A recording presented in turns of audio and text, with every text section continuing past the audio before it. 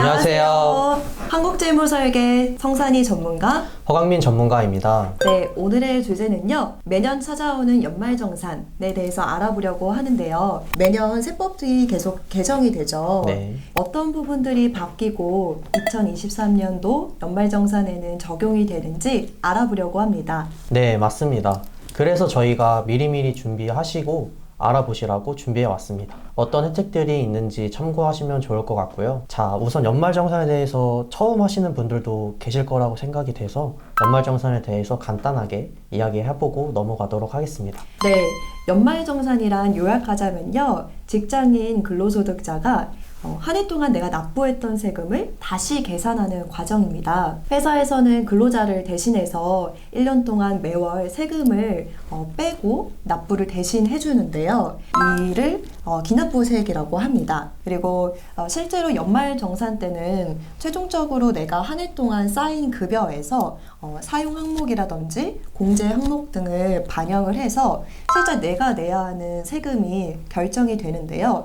이를 총결정세액이라고 합니다. 기납부세액과 총결정세액을 비교해서 만약에 미리 납부한 세금이 더 많다면요, 세금을 더 환급받게 되고요. 반대인 경우에는 세금을 추가적으로 납부하게 됩니다. 연말정산이 실제로 어떻게 이제 계산이 되는지를 살펴보시면 좀 이해하기가 쉬우실 것 같아요. 이 부분은 허강민 전문가께서 설명해 주시겠어요? 네, 연말정산 프로세스에 대해서 간단하게 설명을 드려볼게요. 이게 세금이다 보니까 어렵고 복잡하게 생각하실 수 있지만 쉽게 생각하시면 됩니다. 공제라는 게 빼준다라는 뜻이거든요. 공제 항목들을 더 챙겨가는 게 연말정산이다 라고 생각을 하시면 될 것 같아요. 자, 이렇게 자료를 띄워 드릴 텐데 사실 요즘에는 홈택스에서 연말정산 간소화 서비스라고 해서 연말정산을 알아서 해주는 그렇게 제도가 되어 있어요. 이런 제도 때문에 그런 프로세스는 굳이 알 필요가 없으시지만 개념 이해를 돕고자 설명을 드리도록 할게요. 네. 맨 위에 보시면 총 급여에서 근로소득 공제를 뺀 근로소득 금액에서 우리가 아는 공제 항목들을 적용하면 결정세액이 나옵니다. 공제 항목들은 소득공제와 세액공제가 있고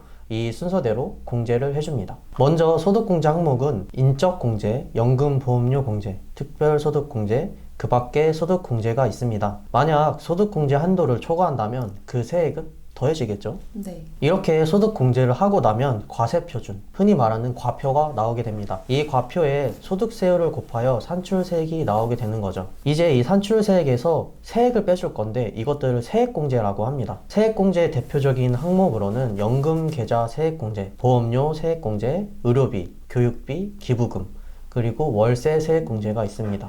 이렇게 세액공제까지 해주게 되면 결정세액이 나오게 되고 이렇게 나온 결정세액과 기납부세액을 비교하여 환급 및 납부를 하게 되는 겁니다.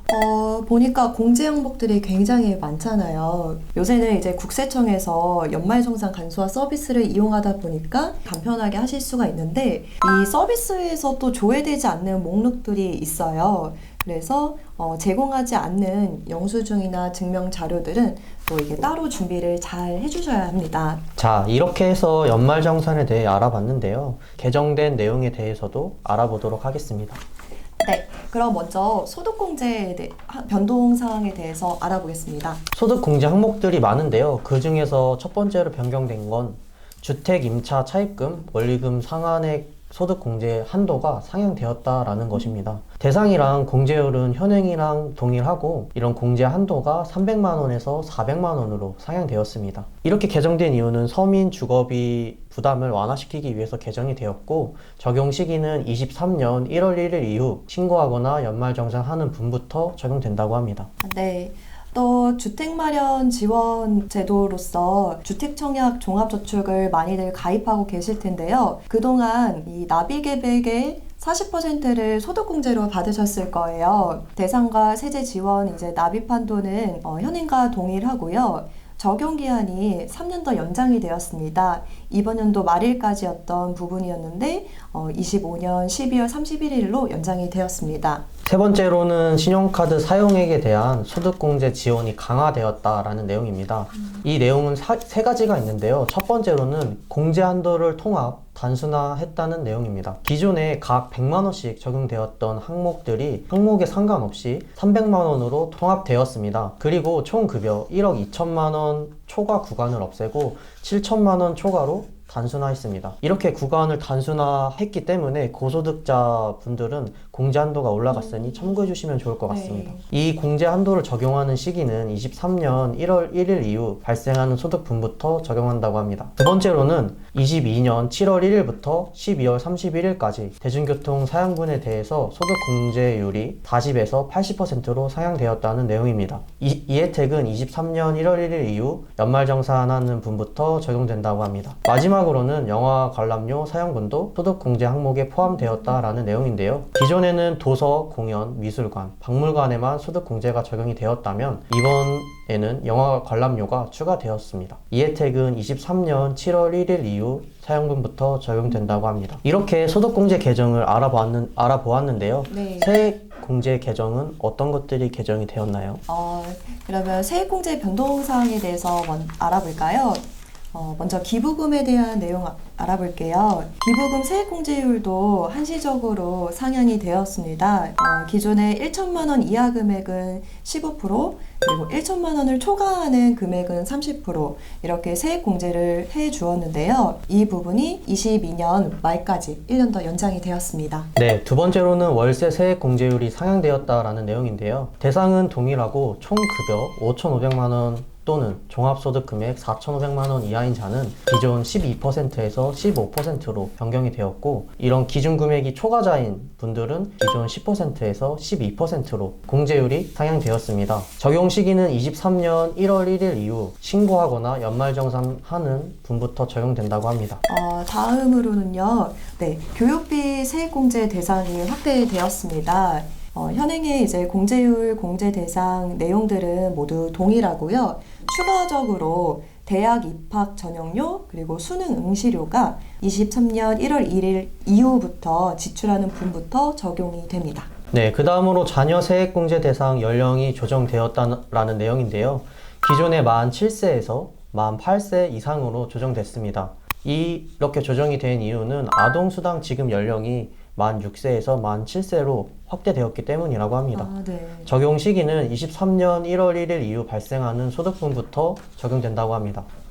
다음은 연금계좌에 대한 내용인데요. 연금계좌에 연금을 납입하게 되면은 일정 금액을 한도로 세액공제를 적용받을 수 있었죠. 기존에는 표를 보시면요, 연령에 따라 구분되었었던 부분이 이제는 나이 구분 없이 또 총 급여 1억 2천만 원 초과하시는 분들까지도 포함해서 900만 원으로 더 확대되었습니다. 연금저축 납입 한도는 600만 원입니다. 그리고 두 번째로 연금계좌 추가 납입 확대가 되었는데요. IS 계좌 만기 시 전환 금액과 또 1주택 고령 가구가 가격이 더 낮은 주택으로 이사한 경우 그 차액을 1억 원 한도까지 추가 확대해 줍니다. 그리고 세 번째로는요, 고액의 연금소득을 받으시는 분들께 해당이 되시는데요. 기존에 1,200만 원을 초과하게 되면 무조건 종합과세 되는 부분이었습니다. 그 부분이 이제는 분리과세 그리고 종합과세 둘 중에 선택이 가능합니다. 적용 시기는요, 공제 대상 납입 한도 추가 납입 그리고 연금 수령 시 분리과세 선택되는 부분 모두 23년 1월 1일 이후 부분부터 적용이 됩니다. 네, 그리고 마지막으로는 근로소득 세액공제 한도가 축소되었다라는 내용입니다. 과세표준이 조정됨에 따라서 고소득자들이 공제를 받을 수 있는 액수가 축소되었습니다. 총 급여가 1억 2천만 원 이상인 자는 기존에 50만 원에서 66만 원 세액공제를 받았었는데 과세표준이 조정됨에 따라서 20만 원에서 50만 원으로 공제액이 축소됐습니다. 이것을 적용하는 시기는 23년 1월 1일 이후 발생하는 소득분부터 적용이 된다고 합니다. 이렇게 상당히 많은 개정안에 대해서 알아보았는데요. 23년도 연말정산에 적용되는 부분들을 잘 참고하시고 13월의 월급 잘 챙겨가셨으면 좋겠습니다. 네, 오늘 이렇게 허금민 전문가와 함께 유익한 내용 알아봤는데요. 다음번에는 더 좋은 내용으로 찾아뵙도록 하겠습니다. 감사합니다. 감사합니다.